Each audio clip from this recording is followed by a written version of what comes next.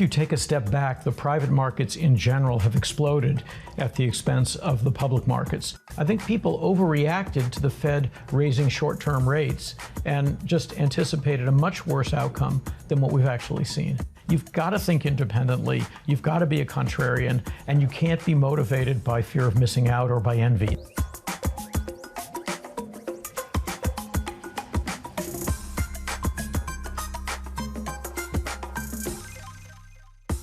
Canyon Partners co-founder and co-CEO Josh Friedman always knew he would run his own business one day. From the time I was very young, my dad would say to me, you have to go to Harvard, and when you're done, you have to have your own business. He just never thought that business would be an investment firm. What I really wanted to do was I wanted to run a tech company. I got a little bit waylaid in that trajectory because Goldman Sachs was particularly good at recruiting top students at law school and business school. And he never left finance. Friedman started Canyon in 1990 with his best friend and roommate from Harvard Law School. The firm focuses largely on private credit investing, a market that has soared in popularity in recent years and could reach $2.8 trillion by 2028, according to Morgan Stanley estimates.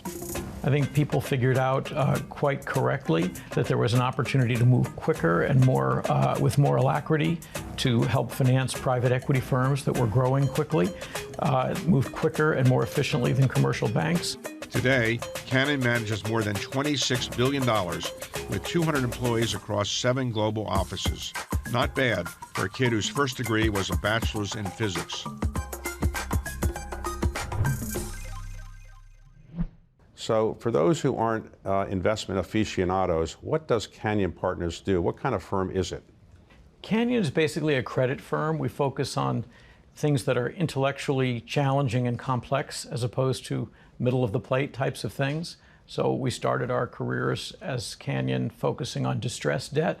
We've widened that viewpoint quite a bit to encompass structured credit, real estate credit, things that are transitioning from complex to simple, arbitrage, things of that sort. Things where there's a very high payoff to doing thorough and complex research.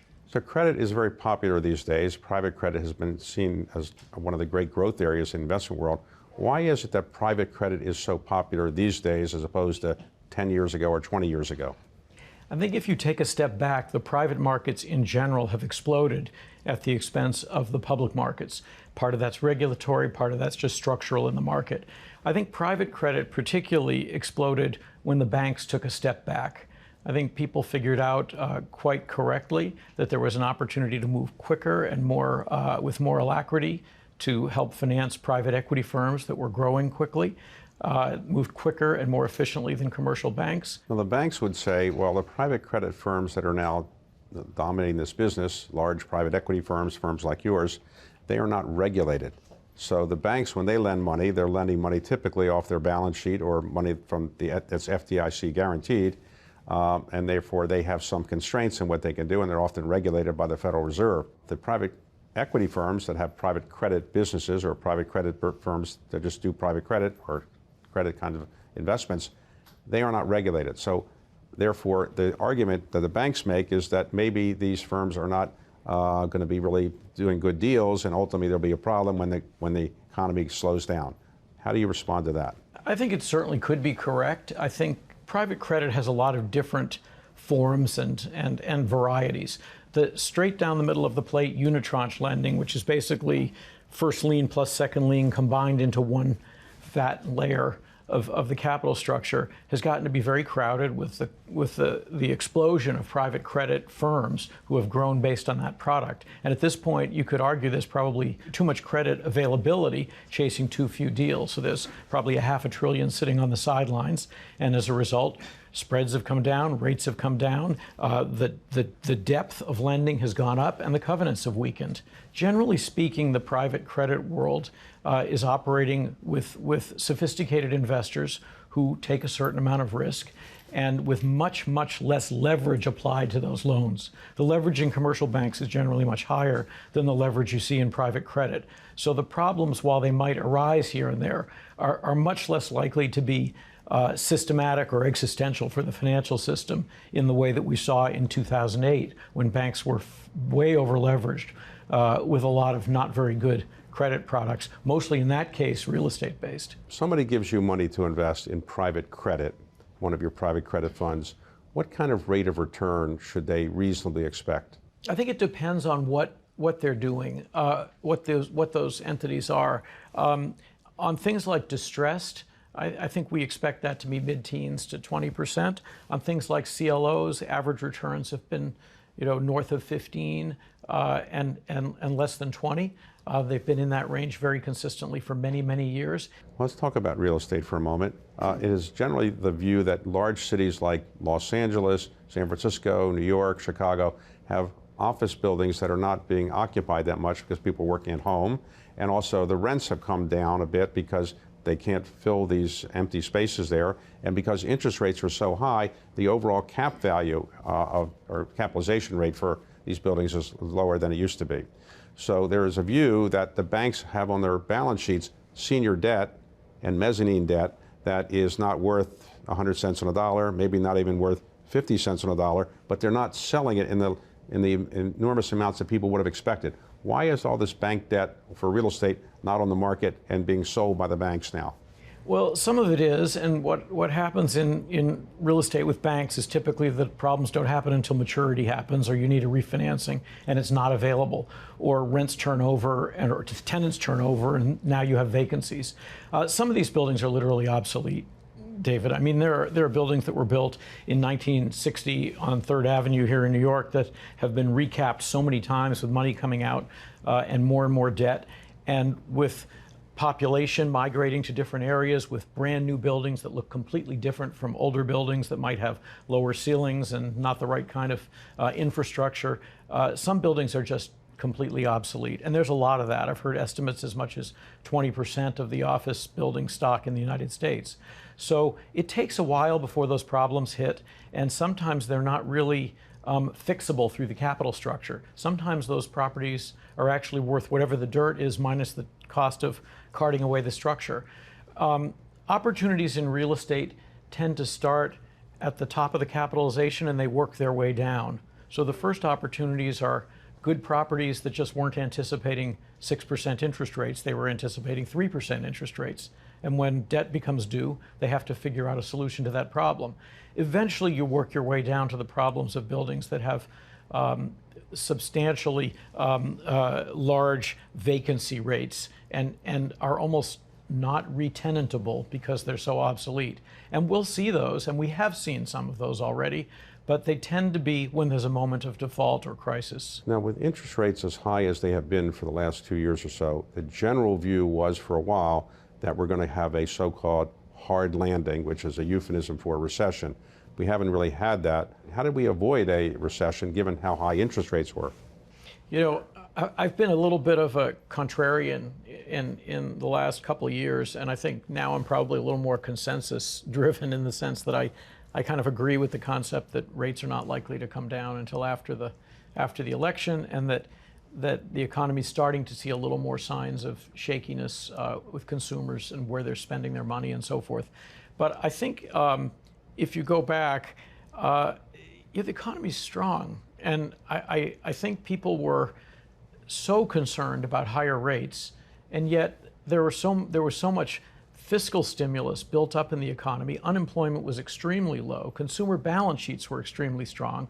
Bank balance sheets weren't particularly leveraged. I think people overreacted to the Fed raising short-term rates and just anticipated a much worse outcome than what we've actually seen. I really wanted to do something on my own. I wanted to have a shot at having my own business.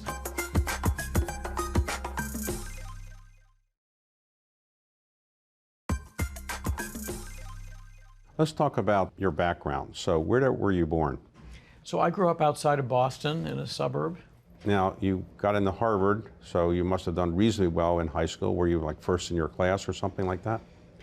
I was. I had the benefit of parents who thought that education was the path to having the kinds of alternatives and flexibility in what you did in your life. And so that was a major focus of my parents. So when I became a good student, they were constantly leaning on me to be a better student. So you went to Harvard and you graduated summa cum laude? I did. Now, summa is the highest you can get, but you also won a Marshall Scholarship. Marshall Scholarships are given by the British government to the best academic students in U.S. colleges, as I understand it. So you must have been one of the top 2 or 3 people at Harvard academically to get a Marshall Scholarship. Is that right?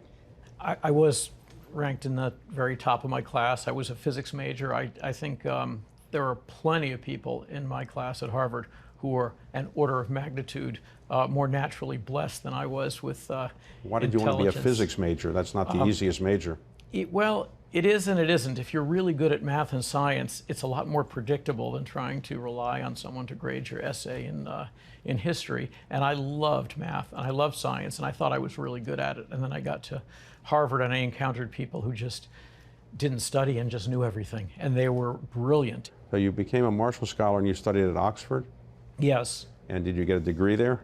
I did. I got a degree in politics and economics. So I wanted to do something that was completely different, something unlikely to be exposed to in the future, at least in my education. Now, a number of times when people go to Oxford as a Rhodes Scholar or Marshall Scholar, they come back and they get a degree back in the United States that might help with their career, like a law degree or a medical degree or a business degree, but you got a law and a business degree. Didn't your parents say, enough studying already, get your, career going?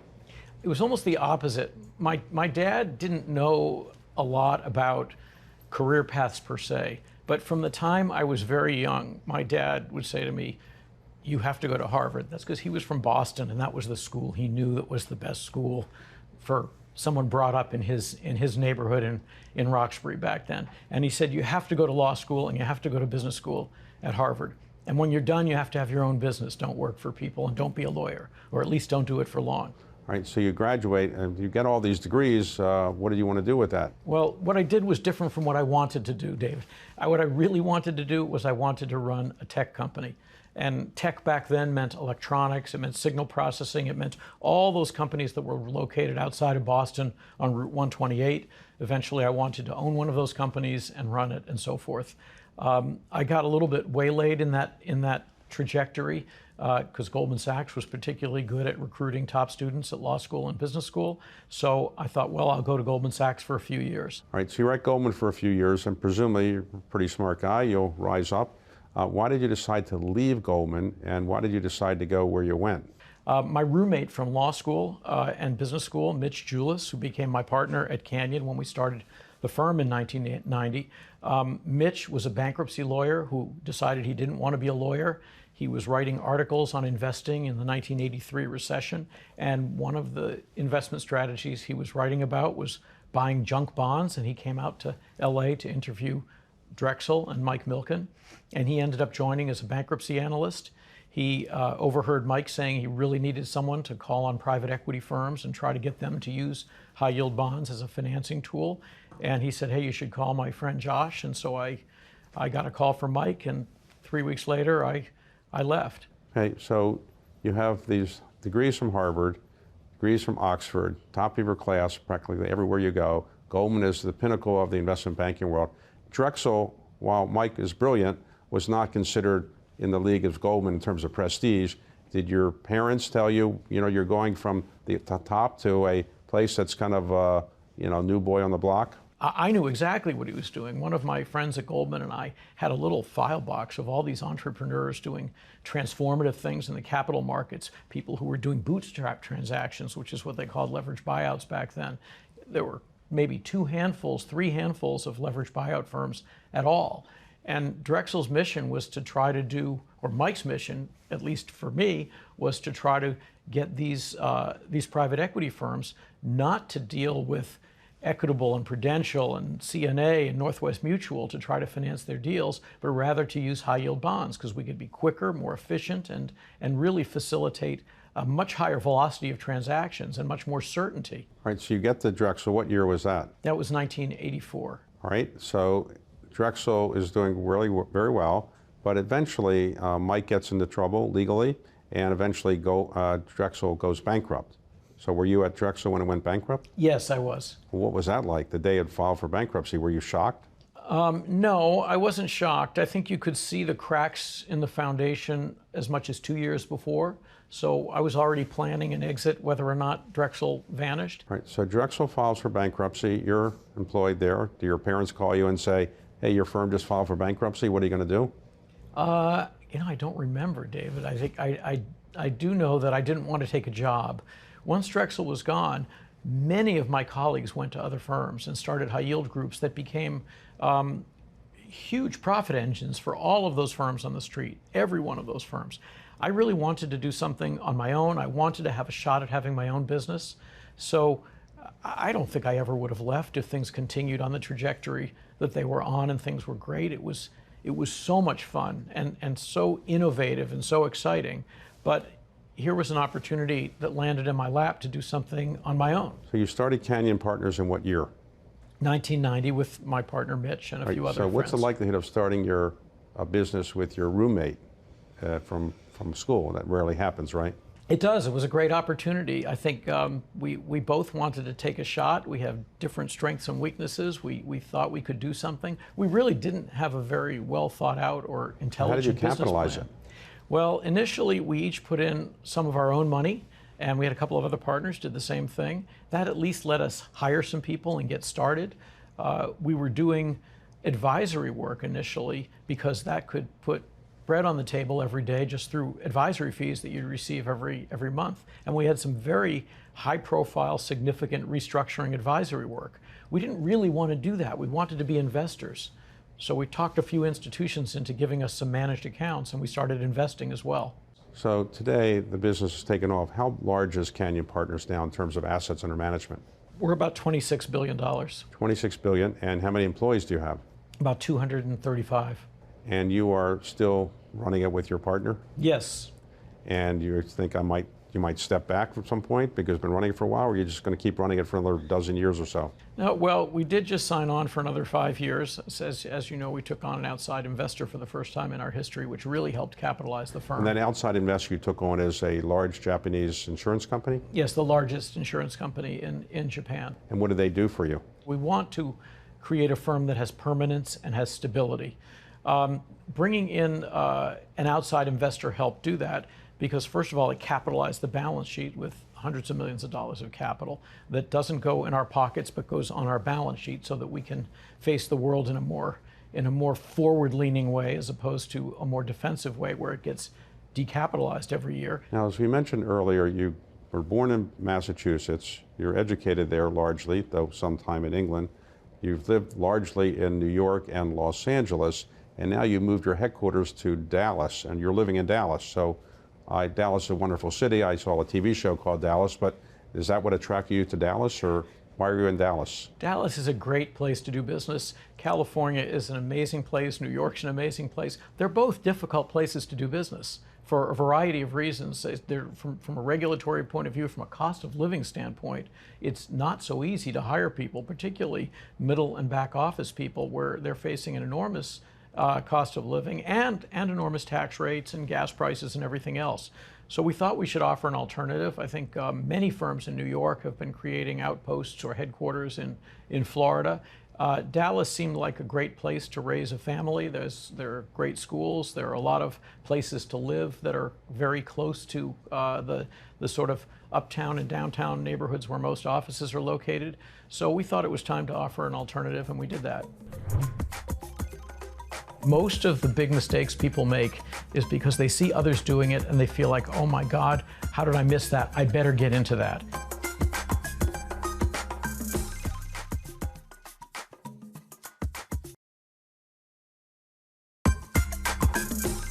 So is it a good time to invest today for the average investor who says, well, interest rates are pretty high, inflation is still reasonably high, I should wait for a while, or is it time to invest now?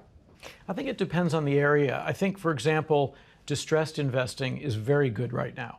It doesn't have the same tone and flavor as prior distress cycles because in prior distress cycles there were a lot of bankruptcies and the economy was weak.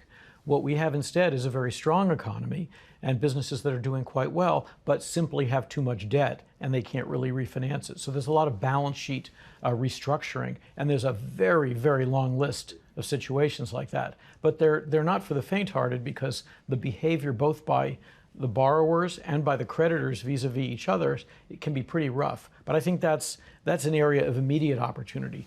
Real estate credit is an area of immediate opportunity because the banks have just been forced by both regulatory initiatives and by their own balance sheets to take a step back, and an enormous step back, and a lot of the balance sheets there are unstable as well. So certain areas I think are extremely opportune, and certain areas are more evergreen areas. I think that hedge funds try to be an evergreen strategy, and I think we're in a bit of a sweet spot now because credit is yielding so much versus where it was. So what is the best investment advice you've ever been given? Charlie Munger used to have a saying that things fall into three categories. It's like yes, no, and too complicated to figure out.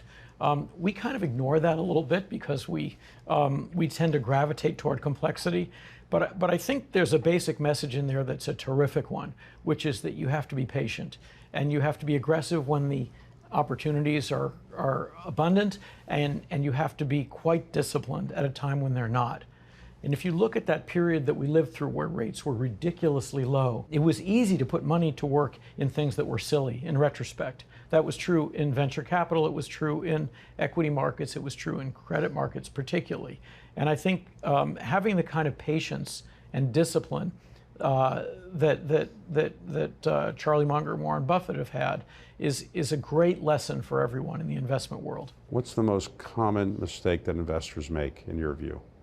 I think that people are motivated. Another lesson from the great Charlie Munger, who, if you have the benefit of living in Los Angeles for a while, you get the benefit of interacting with him periodically. Extraordinary person. He had a way of looking at both sides of the balance sheet, and he really taught Warren Buffett, I think, to buy quality businesses as opposed to buying low quality businesses and being desperate to do it. When you look at what other people do, they tend to be motivated by fear of missing out. As he used to say, it's not greed, it's envy that motivates people. And I think that most of the big mistakes people make is because they see others doing it and they feel like, oh my God, how did I miss that? I better get into that.